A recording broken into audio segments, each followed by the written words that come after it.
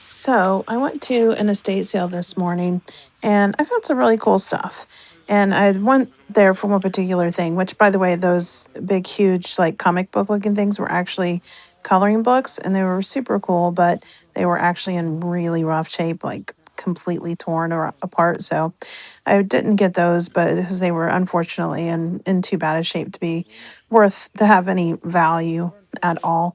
So I was at this point going around trying to find some things to add to my pile.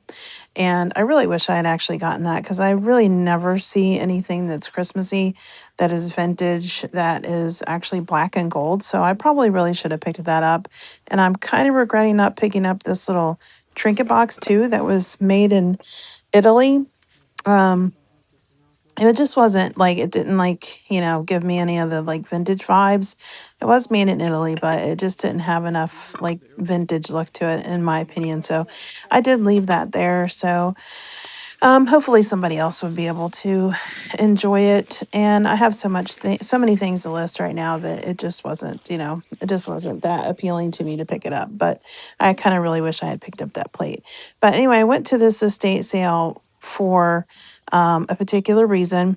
I'll show you at the end, but I had gone there to look at these lamps that were in the pictures for the estate sale, the ad that I saw for it. So that is why I actually arrived like an hour before the estate sale because I these have like a little bit of a personal connection for me, and I was kind of really interested in them, but turned out that the estate sale, whoever was running this estate sale, had quite a big number attached to these.